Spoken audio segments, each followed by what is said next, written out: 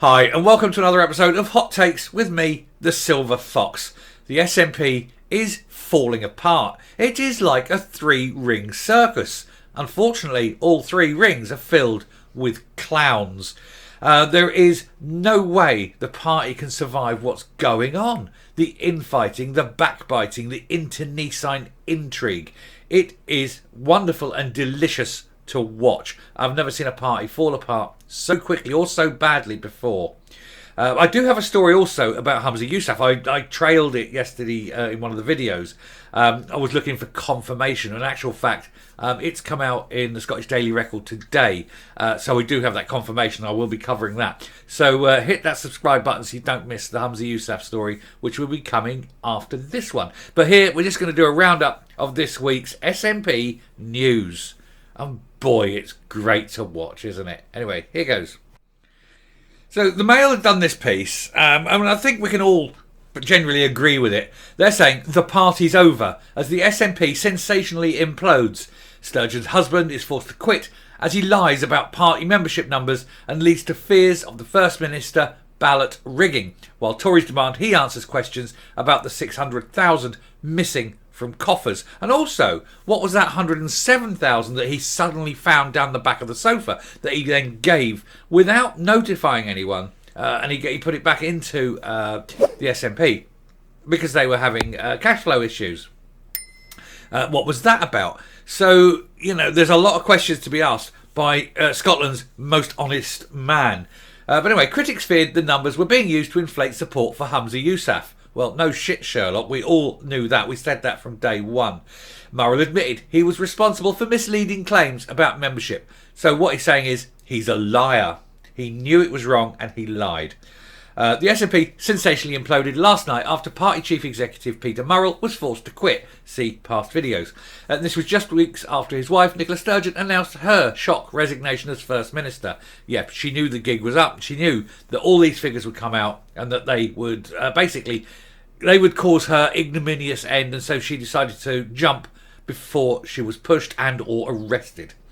The downfall of Scotland's foremost political power couple followed revelations in the Mail on Sunday that the SNP had lied about its true membership numbers ahead of the leadership race, which we've covered, and we know they undoubtedly did. They were saying that they had around 100,000. The last sort of published numbers were 104,000. That's what they were saying. But they knew full well it was 72,000. So 32,000 missing members have gone.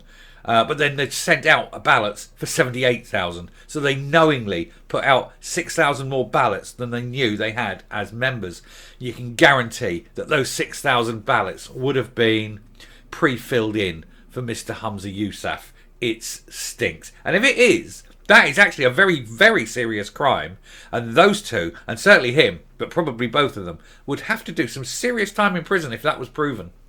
Anyway, yesterday, in a statement announcing his immediate resignation before he's caught, Mr. Murrell admitted he was responsible for the misleading claims. Now, they're not misleading. They were lies. Let's not pander to this man's ego. He is a liar.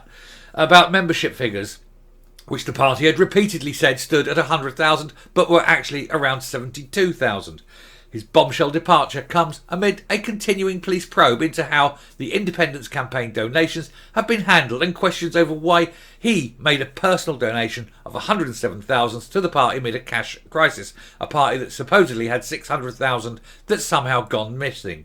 Hands up if you can't account for it. Hands up if you suddenly realise that you are not entirely trustworthy, even though you're Scotland's most honest man. Is that what you're going to be doing in court when you promise to tell the truth? My God, I wouldn't trust you. Anyway, last night, commentators said it was the final nail in the coffin for the embattled Scottish nationalist movement. Pamela Nash, Chief Executive of Scotland in Union, said the party of government is imploding, guilty of cover-up and lying to the Scottish people, which we've known for years.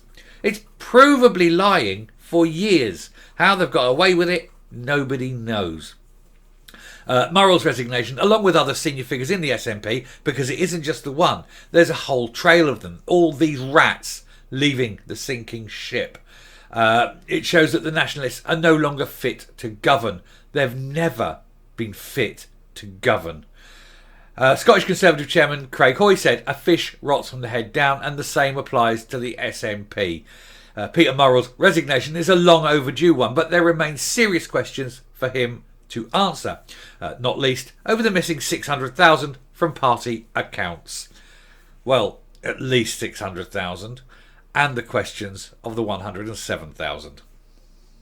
Anyway, the brutal, shambolic SNP leadership election appears to have been the tipping point that's forced the First Minister's husband to quit before he was pushed. Also, in a day of dramatic developments, the leadership hopeful Kate Forbes called on SNP members who had not yet voted to choose change and vote for her in light of the tumultuous Murrell revelations. Insiders have suggested she would clear out the SNP top brass who had shored up the chief executive if she becomes First Minister. She said yesterday that she doesn't trust them. She can't trust them because everything they've said is a lie. So she would be going into a regime, if you like, and ruling this regime of which she has no trust in the party mechanism, because as she said, this whole thing was geared up to get Hamza Yousaf in. And if she does become leader, and it's looking increasingly likely that she is, that she'll have this mechanism that's working supposedly for her benefit. But actually, they don't want her, they don't like her, and they don't trust her. But then she doesn't trust them. So there's going to have to be massive changes. The SNP will be changed beyond recognition if she gets in, simply because you're going to have to clear out all the old boys, all those good old boys that have sat there for years milking the country dry. Party bigwig Mike Russell took over as the interim chief executive. I was wondering yesterday, I wonder who it would be, and it was Mike Russell. The MOS exclusively revealed last week that nearly 50,000 members had abandoned the SNP in the last 3 years, with around 30,000 since 2021. Speculation has been growing that the SNP membership under Miss Sturgeon's leadership had plummeted since February, when a Scottish newspaper said paid-up members had dropped to around 70,000, which we now know to be true. And it was ever since she started pushing these woke agendas. She needed the Green Party to retain her, grasping fingers on power, and so she was doing everything she could to appease those. I don't even think that she necessarily believed all the gender shite that she was spouting, but she had to spout it to keep them on board. But that has destroyed the party, and it is wonderful to see. We all know the old saying, get woke, go broke. Well, in the SNP case, that's bang on, isn't it? The claims were dismissed, the 70,000 loss of numbers, were dismissed as drivel by the SNP's head of media, Murray Foote. However, last week the MOS confirmed the SNP had lied over the issue. And of course, Murray Foote resigned on a matter of principle, and I will not have a word said against him as soon as he realised that he had lied. Not his lies, he had merely published other people's lies, but he realised that he was the face of that, and so he jumped ship. Well done to him. I'm not going to castigate him for that. He did the honourable thing as soon as he realised what he'd done. A source at Southampton-based polling firm said it had received the names of only about 3/4 of the 104,000 members touted by the SNP, and the news sent shockwaves across Scotland, with many concerned about the risk of election rigging given the very opaque nature of the contest. It's hidden. Of course, the moment you knew this, you knew it was a setup. You knew it was all gearing up to get the protege in, to get the golden child to become the next King of Scotland. And it isn't going to work. Anyway, Mr Foote resigned from his post, as I've covered. Rumours swelled yesterday that the party's ruling body, the NEC, was set to launch a vote of no confidence in Murrell. They said they had the numbers. I did a video about this yesterday.